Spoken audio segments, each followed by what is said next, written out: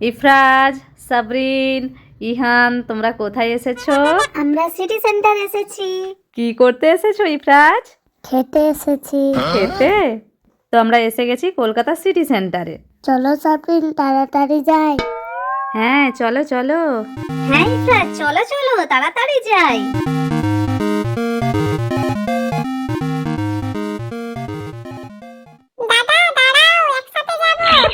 এই তো, এবার আমরা একসাথে যাব। হ্যাঁ তাড়াতাড়ি করে আসো। চলো এবার আমরা গেট পাস করে নিই। চলো আমরা এখন লিফটে উঠে পড়ি। হ্যাঁ চলো চলো। এই দেখো আমরা উঠে পড়েছি। আমিও উঠে পড়েছি। এই দেখো লিফট বন্ধ হয়ে গেছে। চলো চলো আমরা এসে গেছি, আবার লিফট থেকে নামবো। হ্যাঁ চলো। এই দেখো গাইস, আমরা এসে গেছি বারবিকিউ নেশনে। হ্যাঁ আমরা বারবিকিউ নেশনে এসে গেছি। আরে ইহানার পাপা তো চলে গেল। এই তো আমি তোমার সাথে আছি। আমরাও পাপা আর ইহানের কাছে এসে গেছি। এই যে বারবিকিউ নেশন।